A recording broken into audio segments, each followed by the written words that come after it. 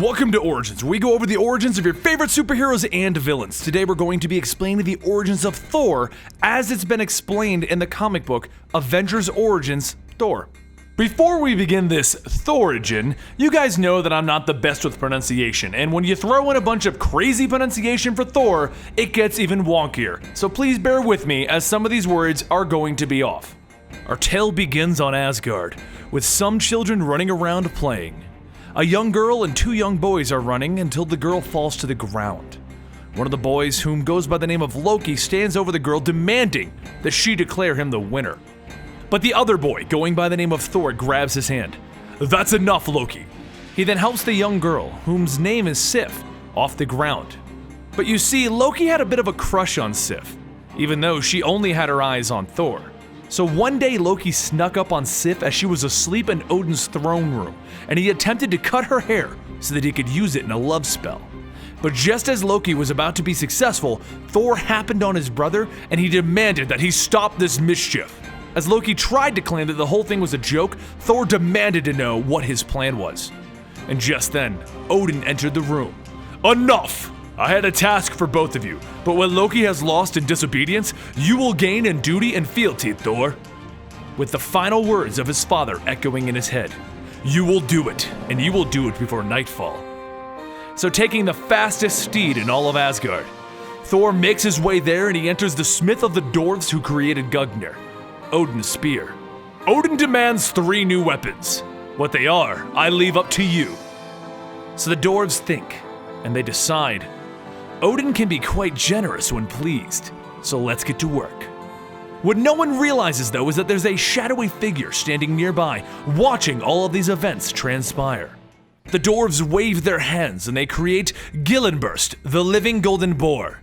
And then they move their hands in a flowing manner, and they make Draupnir, the golden armband that multiplies 9-fold. And then they raise their hands up high, and they create the Hammer of Mjolnir. They then take these ideas and they get to work making these incredible weapons on the request of Thor. But while they worked, Loki in the form of an annoying gnat was distracting and trying to mess up the formula. But in the end he failed, and Thor took hold of his future hammer and he brought it back to the Allfather so that Odin can declare, "From this day forth, only he that reveals himself to be worthy shall have the might to wield Mjolnir." And with that, Odin placed the hammer down for all of those who wished to attempt to wield it, to try and lift it. Thor spent many days and nights trying to lift the magical hammer, but he wasn't able to. He neglected Sif and he turned his anger to Loki. But in the end, he was unable to lift Mjolnir, and when confronted by Odin, he asked him, "Why did you make me think that I would be the one to lift Mjolnir?" And Odin simply told him, "Because you will be." More time passed and Thor awoke one morning to see Asgard repairing its fortifications. He hurried to the hammer to find Loki attempting to lift it. "They took her, Thor! The storm giants took Sif, and Odin won't march on them to get her back. Instead, he's just trying to fortify Asgard. We have to do something!" So Thor pushed Loki aside and he said to himself, "For Sif, for my father, for me!"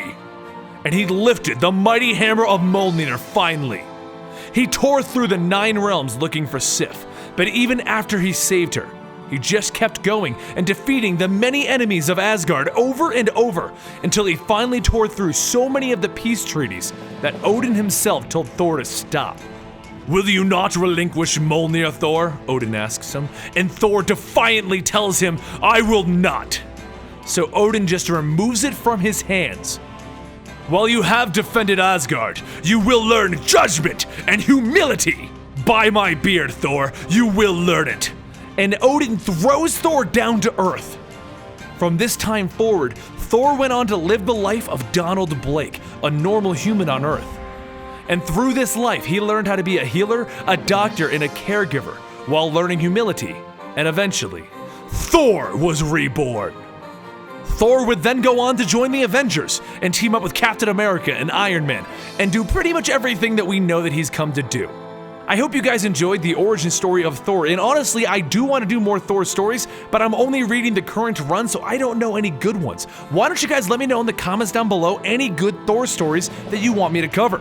Don't forget, you can chat with us on Twitter at Comicstorian. We also have a gaming variety channel known as Eligible Monster and a list-based channel known as Listbomb, and we're a part of the website, theweeklypoll.net, where you can find all of the comic book YouTubers.